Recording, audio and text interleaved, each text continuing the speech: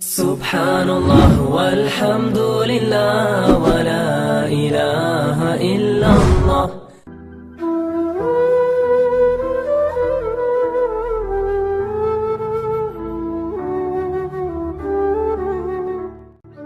Ittaqu da'watal mazlum, takutlah kamu pada doa orang yang teraniaya. Ada seorang nelayan, anaknya dalam keadaan lapar, menangis, meneteskan air mata karena tidak makan. Lalu kemudian dia ambil jaringnya, dia pun pergi ke tengah laut. Lalu kemudian dia pasang jaring. Alhamdulillah, usahanya dikabulkan Allah. Senang hati melihat seekor ikan besar. Lalu dia pun bawa pulang. Terbayang anak akan menyuap, hilang letih, hilang lelah, tetes puluh keringat dan air mata. Karena nanti anak akan makan nyaman, tenang, perut kenyang, anak akan tertidur. Hilang lelah melihat senyum anak tertidur pulas. Tapi ternyata itu hanya sebagai mimpi semata. Karena di tengah perjalanan saat dia tenteng ikan, ada seorang raja penguasa yang ternyata suka melihat ikan ini. Pengawal, ambil ikan. Oh, Tuan Raja, ini untuk anakku yang sedang lapar. Ternyata orang-orang yang punya kuasa ini ada kenikmatan. Sebenarnya nikmatnya bukan saat makan ikan itu, tapi saat merampas ikan itu dari orang yang zalim, dari orang yang lemah. Nampak kezalimannya, menunjukkan kuasa terhadap orang yang hina.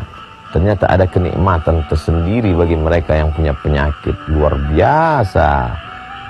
Nikmat kekuasaan berubah menjadi azab yang luar biasa. Ambil ikannya. Mau tidak mau, suka tidak suka, nelayan yang lemah. Tak terbayangkan bagaimana nanti dia akan pulang ke rumah dalam keadaan anak lapar, menangis, meratap. Tapi itulah kenyataan yang harus dihadapi. Apa yang terjadi? Ratu senang melihat ikan besar. Ini ikan besar, ya, ikan kesukaan Tuan Raja. Ikan menggelepar, takdir berkata, taring ikan mengena ke ujung jari raja. Tiba-tiba saja raja merasakan sakit yang luar biasa. Dipanggillah tabib, dokter, untuk melihat apa yang terjadi. Ternyata racun dari ikan beracun, sudah masuk ke darah dan sudah mulai terasa. Lama kesembuhan tak juga tiba. Bagaimana ini tabib? Bagaimana ini dokter? Nampaknya tangan Tuan Raja harus diamputasi. Tidak ada obat lain, tidak ada. Akhirnya jari harus hilang. Tapi ternyata nyerinya tetap tidak hilang. Jari sudah hilang karena dia bukan berada di jari tapi sudah masuk ke darah. Kalau begitu harus dipotong sampai ke pergelangan. Na'udzubillah, menyakitkan, mengerikan, menakutkan. Tapi ini harus dilakukan. Kalau begitu harus dipotong sampai ke pergelangan tangan. Bagaimana rasanya Tuan Raja? Masih tetap tidak hilang. Nyeri, denyut. Kalau begitu mesti dipotong sampai ke siku. Apa boleh buat? Itulah satu-satunya solusi. Na'udzubillah, jangan sampai terjadi pada diri kita, pada anak cucu keturunan kita. Dipotong sampai ke siku. Nyeri hilang. Tapi risau, gundah gulana, jantung, hati tak tenang, tetap datang. Malam tak lelap, siang tak kenyang. Apa sebenarnya yang terjadi? Maka dipanggillah ahli hikmah yang dapat melihat hati. Apa yang sebenarnya terjadi dengan hati? Tuan Raja, ada orang yang sedang teraniaya, terzalim. Coba kau renung kembali, wahai Tuan Raja, apa yang kau rasakan? Betul, memang ikan ini diambil dari orang yang sedang pulang, akan memberikan sesuap makanan pada anak-anak yang menangis di rumah. Ternyata ada orang yang teraniaya, Tuan Raja. Ternyata ada orang yang hatinya tersinggung, wahai Tuan Raja. Kalau begitu, mari kita panggil, kita tanya dia. Raja ingin meminta maaf. Maka dipanggillah nelayan yang teraniaya ke istana Tuan Raja yang megah dan besar. Lalu kemudian ditanyakan kepadanya, sudikah engkau memaafkan, berdamai? Nelayan itu dengan lapang hati memaafkan. Begitu rupanya mereka yang susah.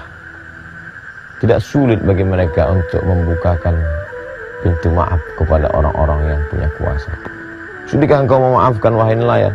Aku sudah lama melupakan ini wahai Tuan Raja. Apa sebenarnya yang kau doakan? Apa sebenarnya yang kau katakan? Apa sebenarnya munajat yang kau panjatkan kepada Allah? Sehingga begitu berat siksa yang diterima ini. Apa kalimat yang kau katakan? Tidak banyak Tuan Raja. Apa yang kau katakan? Ya Allah, Raja sudah menunjukkan kuasanya, maka tunjukkan kuasamu. Bergetar hati raja. Ternyata dia tidak mengadu kepada penguasa, dia tidak meminta kepada manusia, dia tidak berharap kepada hamba, tapi dia mengadu kepada pemilik hamba. Qalbul mu'min baina asabi'ir rahman, hati seorang manusia berada dalam genggaman qudrat iradat kuasa Allah Subhanahu wa taala.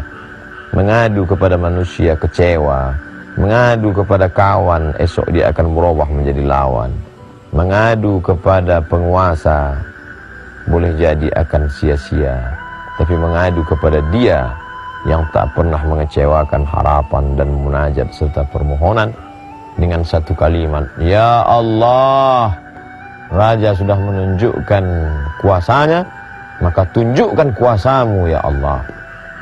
Ikan juga lemah, tapi ternyata gigi taringnya mengandung bisa. Bisa itu masuk ke darah, masuk ke dalam tulang. Begitulah Allah membalas. Ittaqu da'watal mazlum. Hati-hati, waspada terhadap doa orang yang teraniaya. Mudah-mudahan kita tak pernah menganiaya orang, dan andai pun pernah, mohon maaf. Terima kasih. Wassalamualaikum warahmatullahi wabarakatuh.